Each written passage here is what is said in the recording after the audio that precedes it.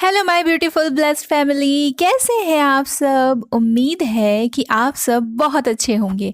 मेरा नाम है शबा और मैं स्वागत करती हूँ आप सभी का be positive and feeling blessed channel पर, जहाँ मिलती है ढेर सारी गाइडेंस, इंफॉर्मेशन एंड आंसर्स। लेकिन अगर आप हमसे पर्सनल गाइडेंस चाहते हैं तो आप स्क्रीन पर शो होने वाले नंबर पर हमारे साथ सेशन बुक कर सकते हैं। व्हाट्सएप के ज़रिए आप हमसे कांटेक्ट कर सकते हैं। वहाँ पर आपको बुकिंग से रिलेटेड सारी डिटेल्स मिल जाएंगी। लेकिन हाँ, विदाउट बुकिंग कॉल रिसीव नहीं की जाती है, इसका आपको ध्यान रखना है। और इसके अलावा आप चाहें तो मुझे इंस्टाग्राम पर भी फॉलो कर सकते हैं। इसका लिंक आपको डिस्क्रिप्शन बॉक्स में मिल जाएगा। ओके, तो सारी इम्पॉर्टेंट इन्फॉर्मेशन हमने आपको दे दी। अब आते हैं टॉपिक की तरफ। कलेक्टिव में कई सारे लोगों का ये क्वेश्चन है कि आखिर हमें ही ईश्वर के पास क्यों जाना पड़ता है, वो हमारे पास क्यों नहीं आते। अगर आपका भी यही सवाल है तो आप बिल्कुल सही जगह पर हैं और ये वीडियो आप ही के लिए है। ऐसा ही है ना कि जब आप दर्द में हो या किसी परेशानी में हो, कोई मुसीबत आ गई हो या फिर कुछ ऐसा हो जिसमें आपको सहारे की, मदद की ज़रूरत हो, ईश्वर की ज़रूरत पड़ी हो, लेकिन वो नहीं आया आपके पास, या तो आप खुद उनके पास गए या फिर जो है जैसा है उसे वैसा ही रहने दिया और मन ही मन में ईश्वर से नाराज़ हो गए और ये सोचने लग गए कि जब आपको ज़रूरत थी तब तो वो आए नहीं आपके पास, तो फिर आप क्यों जाएंगे उनके पास। वो तो सब देख रहे हैं, सब जानते हैं, इसके बावजूद आपको ऐसे ही छोड़ दिया उन्होंने। ये नाराज़गी आपकी धीरे धीरे आपका ईगो बन गई और इसमें आपका अपना नुकसान हो रहा है, इससे आप बेखबर हैं। चलिए पहले हम आपको इस बात का आंसर देते हैं कि हमें ही क्यों ईश्वर के पास जाना पड़ता है। तो इसके लिए ना कई सारे एग्जाम्पल्स हैं, सारी कहावतें हैं, सारे तो नहीं पर कुछ बता देते हैं हम आपको। कि पहला तो ये कि प्यासे को चलकर कुएं तक जाना पड़ता है, कुआं चलकर प्यासे के पास नहीं आता कभी। और फरियादी को ही अपनी फरियाद लेकर राजा के दरबार में हाजिर होना पड़ता है ना। राजा खुद चलकर तो फरियादी के पास नहीं जाएंगे, है ना। तो ऐसा क्यों है, इसी बात को आप समझना। मान लो आप प्रजा हो, है ना, और आपका एक राजा है।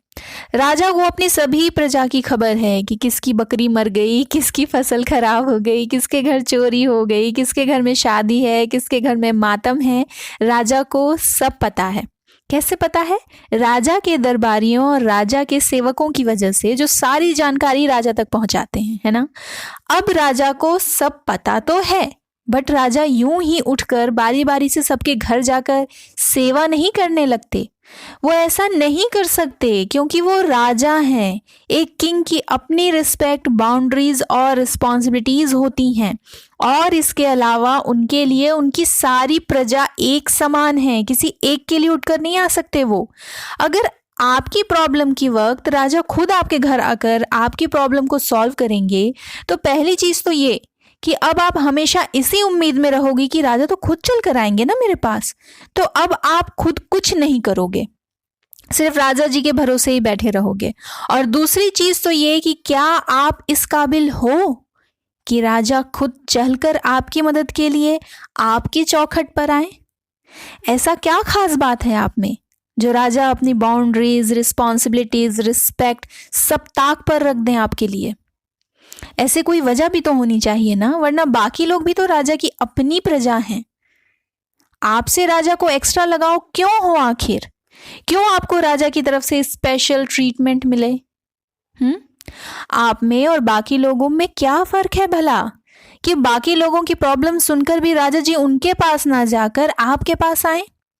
आपने कौन सा ऐसा महान काम किया है कि आपकी सारी तकलीफों के बारे में सुनकर राजा जी दौड़े दौड़े चले आए आपके पास? ऐसा तो नहीं है ना। तो जब एक राजा को, सिर्फ किसी राज्य का या किसी देश का राजा है जो, वो जब आपके चौखट तक नहीं आ रहे तो तो जिस ईश्वर से आप ऐसी इच्छा करते हो ना, वो तो सारी दुनिया के, जमीन के, आसमान के, सूरज, चांद, सितारे, समस्त ब्रह्मांड के मालिक हैं वो। आप मुझे बताइए, पूरा यूनिवर्स जिनके इशारे पर चल रहा है, वो ईश्वर जिन पर पूरे ब्रह्मांड की जिम्मेदारी है, ऐसे में वो स्पेशल आपके लिए क्यों चल कर आए? अगर ये स्पेशल ट्रीटमेंट चाहते हो तो पहले स्पेशल बनो ना। मुझे बताइए, दिन में कितनी बार याद करते हैं आप ईश्वर को, और क्यों याद करते हो? ये सबसे बड़ी वजह है। उनको याद करने के पीछे वजह क्या है? डर है या लालच है या और कुछ? आप सच में ईश्वर को याद ही करते हो या सिर्फ अपना मतलब पूरा करने या काम निकलवाने के लिए याद करते हो? आपको तो सिर्फ खुशी चाहिए ना, सक्सेस चाहिए, अबंडेंस चाहिए, स्पेशल ट्रीटमेंट चाहिए, या फिर परफेक्ट पार्टनर चाहिए, ट्विन फ्लेम चाहिए, सोलमेट चाहिए, ये चाहिए, वो चाहिए। तो वो सब तो आपको मिल ही जाएगा अगर आप कोशिश करें, उसे पाने के लिए एफर्ट्स लगाएं। तो ये सब एक दिन आपको मिल ही जाना है। लेकिन क्या कभी आपने ईश्वर को चाहा है? ईश्वर का साथ मांगा है? नहीं ना। तो फिर वो क्यों आएंगे आपके पास? आपको तो सिर्फ ईश्वर से चाहिए, ईश्वर नहीं चाहिए ना। तो भला बिन बुलाए मेहमान की तरह वो क्यों आए आपकी जिंदगी में, आपकी दुनिया में? बताइए मुझे।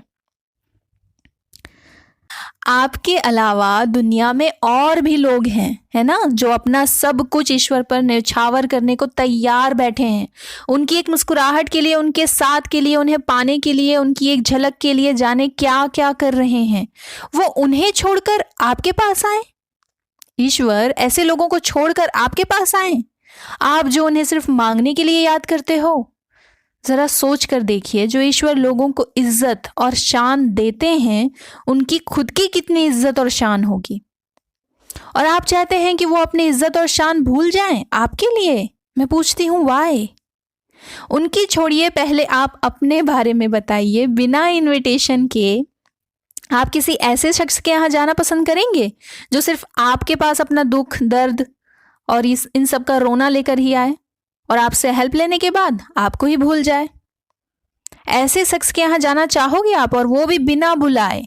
नहीं ना। तो फिर आप जब खुद के लिए ऐसा नहीं सोच पा रहे हो, तो फिर ईश्वर से ऐसी उम्मीद क्यों? लेकिन ईश्वर और इंसान में फर्क क्या है मालूम है आपको?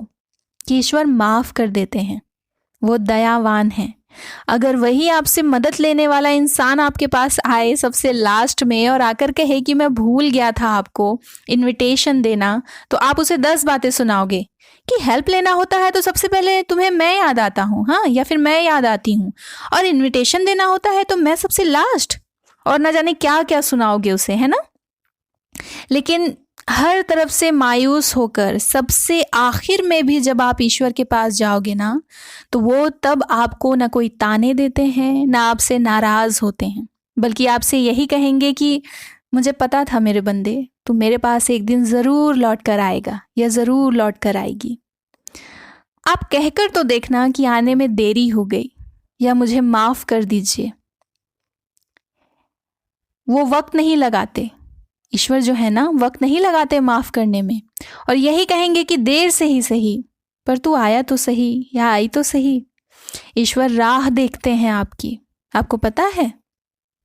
ईश्वर का डर ही तो ईश्वर का डर ही तो इंसानों का असली घर है ना। तो जैसे आप सुबह घर से निकलते हो, फिर जब तक वापस नहीं लौटते, माँ जो है वो आपकी राह देखती है ना। और जैसे ही आते हो वो कहती है ना कि आ गया बेटा या फिर आ गई बेटी। उसी तरह आप जब ईश्वर के घर से निकले,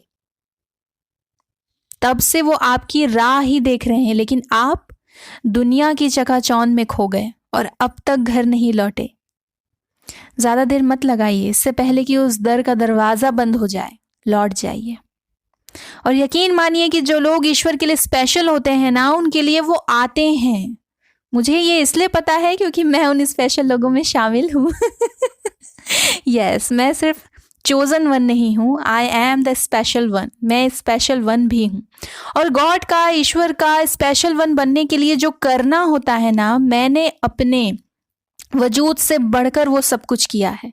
सो I am so proud of my self and that's why I am the chosen one.